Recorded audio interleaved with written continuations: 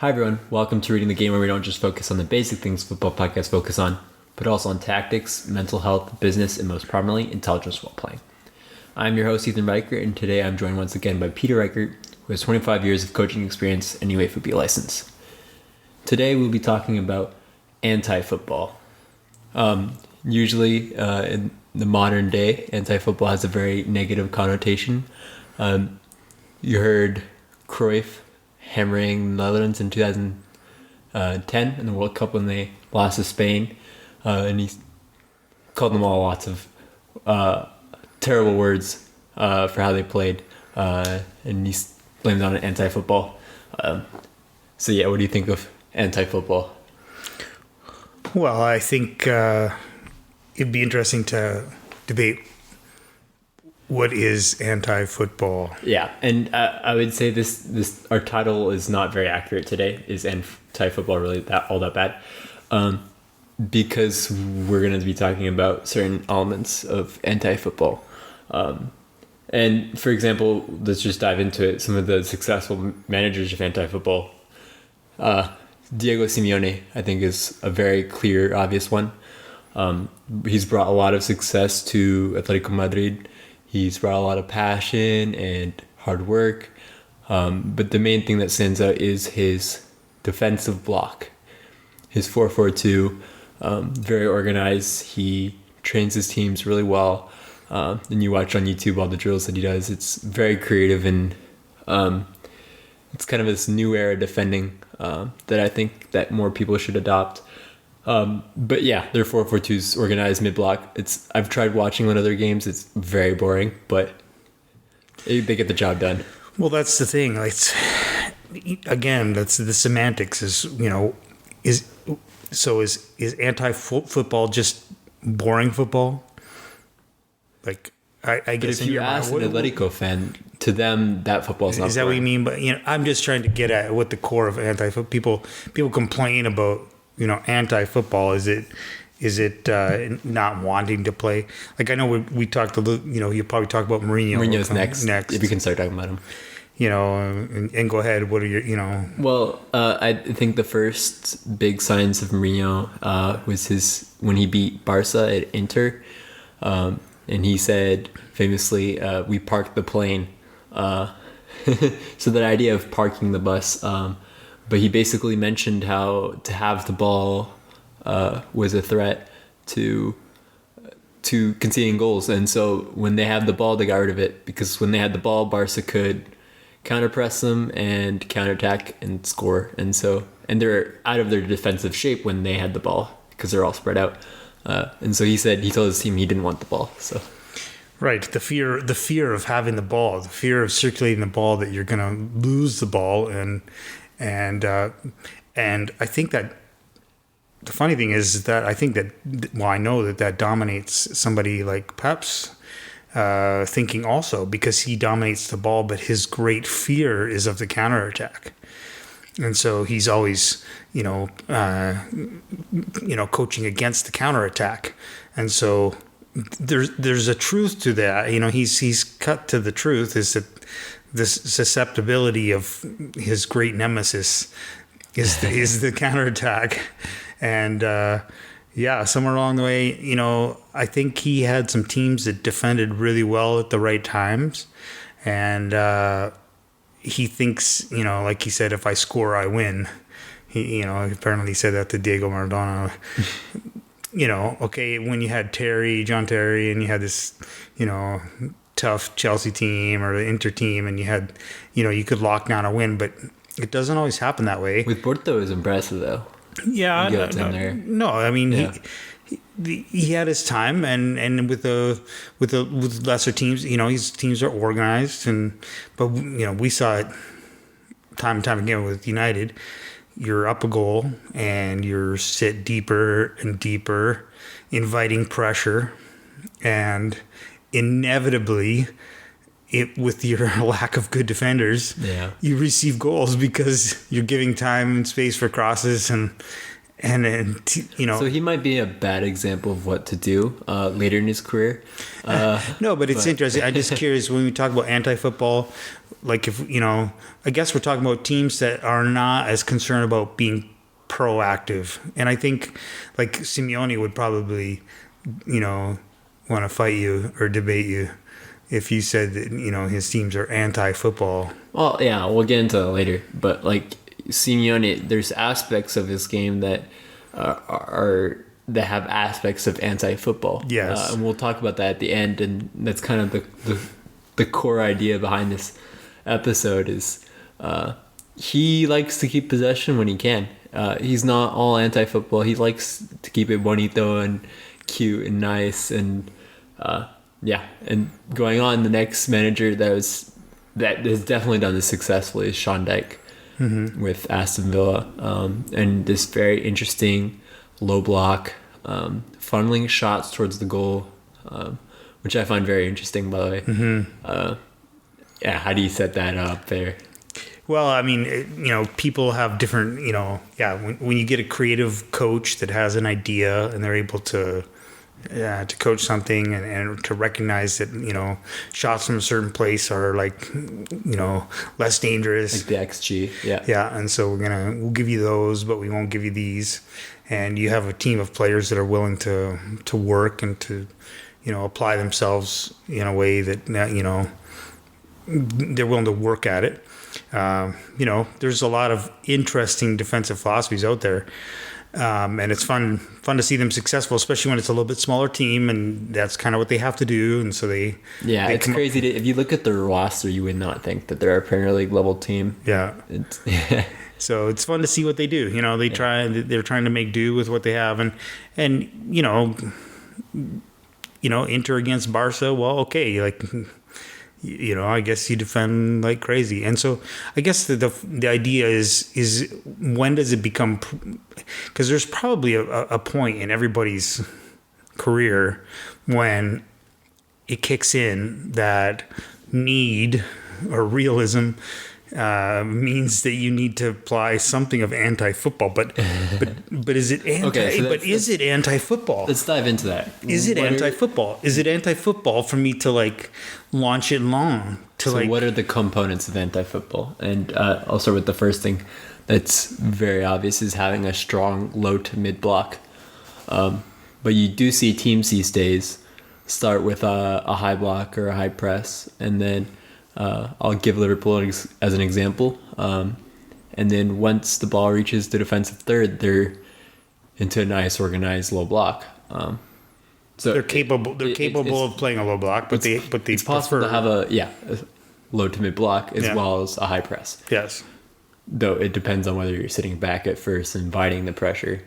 Then you get into Mourinho and kind of. It seems that you divide it into two groups. One is a proactive group that seeks to really go out and get the ball from the other team. And the other group that's content or for whatever reason are not able to come up with a creative way or lack of desire or work ethic or a fear. Lack of players and decide we're going to sit back. Mm-hmm. And so those are, but again, I don't think that necessarily a low block by itself. No, and we're just talking about the components. Okay. So like the next one, long balls, direct balls. People, when they think, the first two things you think of when you think anti-football, park the bus, play it long. Again, it's like, again, you gotta clarify what is that, because take my UFB, like penetrating passes. The first priority pass would be the most dangerous pass, which is the furthest pass forward to a player who's in a good position. And so that differs from country to country. Like Spain might not agree with that, but that's a long ball. So if somebody's free long, like that's your first priority ball. And you see examples of Pep Guardiola using the long ball, especially from a goal kick. And with the goal keeping ability of Ederson and his distribution skills, spreading the field out so it gives room for room for them to play, right? A potential threat further forward or to play out of the back. So again, I think I think if I'm thinking anti-football, if I was going to talk about it, like from what it would mean to me from like a long ball, like, I talk sometimes about, my friend Yovo from the University of Saskatchewan and Yovo Radovic. And he would talk about the amount of time that the ball was in play. And so he would be like, okay, if they have the ball, this many minutes, we don't want them to have the ball that many minutes because they're better than us. So we're going to kick the ball out of bounds a long ways. So they have to go chase the ball. We're going to foul them. We're going to do anything we can to like disrupt and break up the play so that they have less time to actually play the game of football. So I think that would definitely that definitely falls into like that falls into the next component of time wasting, getting rid of the ball. So to me, that's definitely like anti-football. And you said long balls, right? I think like long balls. I don't know. I wouldn't say on its own it's anti-football, but these are components. It's a component. So you put these together, this is anti-football. I'm not saying it's... Yeah. I don't know if you get what I'm saying. Yeah, right. I know, but it's an interesting debate because we talk about that long... We look at... We were looking and watching a game the other day and we watched, a long ball go forward and the team won possession up in the other end and we were just like, think what would happen if they wanted up there all the time instead of trying to play out from the back all the time. So I don't know. Like that's a philosophical one. I don't know that necessarily. It depends what you're trying to do. And the majority of these coaches, the thing that they're trying to do is to not concede goals. And I guess if you're just trying to kick it out, if you're just clearing it out without any thought or any desire to play, anti-football. But if you're looking to get down the field so you can get closer to goal-scoring positions, maybe less so. Yeah, I think that the goal of managers that can play components of anti-football is to not concede goals. Long balls is a very effective way of keeping your defensive structure while having the ball. And so that kind of falls into the philosophy is offense wins games, but defense wins championships. What do you think of that statement or quote? Well, I often look at goals, goals conceded column, and that to me is a really good indicator of who will win over a course of a championship, like a season long event. And so if the team that concedes the fewest goals over the course of a season has, to me, a really good chance at winning a championship. At the same time, over the course of a season, like you can take more risks. I feel like to me, over a course of a season, I would take more risks with a full season than I would in a tournament. So if I was in a tournament play with a knockout, there's a lot less room for risk, a lot less room for error than there is in a season. Because in a season, you lose a game because you were trying to play out of the back. Oh well. Yeah, there's an analysis of teams in tournament football, mainly national teams, and how they played. If you look at the France that won the 2018 World Cup, 4-4-2, strong defensive block. If you look at the Euros recently with Italy and England played, I believe, 4-2-3-1 with Calvin Phillips and Declan Rice, the two defensive mids. Just very conservative, strong block, and then Italy's squad is obviously going to have a strong. How do you win structure. Tournaments? What does it take to win a tournament? Right? Yeah, absolutely. Having a strong group. Yeah. So, what would you say is the ideal way to play anti-football? Well, I mean. Like I said, if you are, if you're going to have time wasting, breaking up the play, fouling, professional fouling, playing lots of players back, filling up the center of the field with, blocking space and just sitting tight. To me, if you sit tight, deep, right in front of your goal, it can make it really difficult to score, but you got a long ways to go to score. So then, you're trying to take advantage of set pieces probably. Throw you talk about long throws, like put the ball in the box. Put the ball in the box whenever you get a free kick. So you're wasting time. You're trying to prevent the other team from playing when you get a chance, to prevent the counterattacks, foul them so you can get back into your shape quickly. Put numbers behind the ball, defend really well, concentrate on defensive, shape and individual defending skills, and anytime you need to, you just hammer the ball out of play. Yeah, I mean, there's many ways to interpret this. Like one way you could say, have the room for long balls, diagonal long balls over the fullbacks to fast wingers, and have that create depth in your play, to create space in the middle of the field, so you can build the ball out of the back more progressively on the ground. So by having the long balls available, it creates more space. It gives more unpredictability. And you also, I think it's obvious you should have a strong low to mid block these days.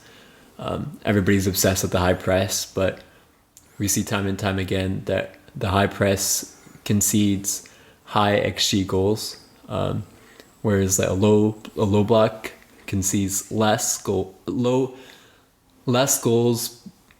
more goals, but higher XG.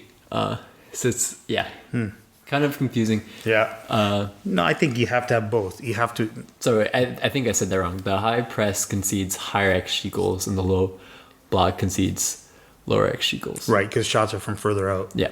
Instead of like counterattack goals, like where they're bursting into the box. Yeah, a team has to be able to do both, and so to me, like if you talked about Simeone, and it's hard to watch. Yeah. And that's the same with Mourinho. When they sit, there's a certain thing about sitting so deep, it just becomes hard to watch for fans. And is it effective? Yes. But that lack of proactivity, it's hard. It's hard, especially for bigger clubs, especially considering the size of clubs that they are. So, you can almost understand it for smaller clubs.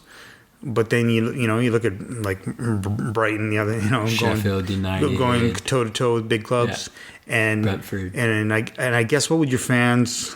I guess they don't want to get relegated, but if you're in a relegation battle, it's one thing. But once you're safe, like they probably want to see you going at it a little bit. Yeah, and growing up as a Barca fan, I definitely want to see my teams building up from the back and pressing.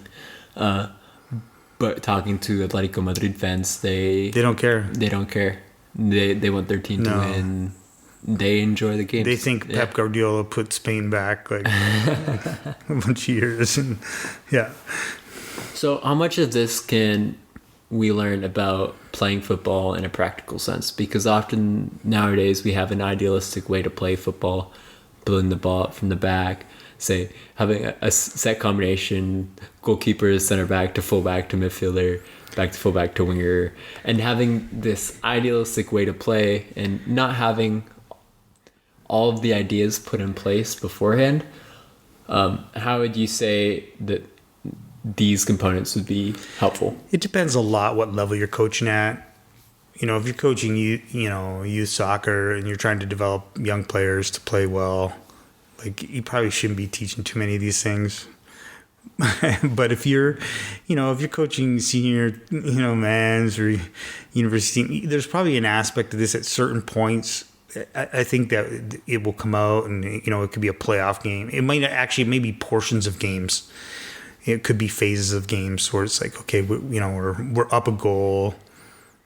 Or that's what Canada did against the United States. They had a low block for the first 20 minutes and I think a 5-4-1, and then they quickly transitioned to a more attacking and higher block throughout the rest of the game. A lot of times teams they'll have a phase. They'll either start with a high press and then drop, or start low and then mix things up.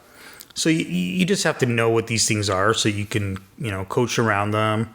So you're aware, you're aware of what a team is doing to you. If you're breaking up the play, like, how you gonna solve that? Like if they're fouling, we talk about gamesmanship. If the team is fouling, you talk about people diving or making.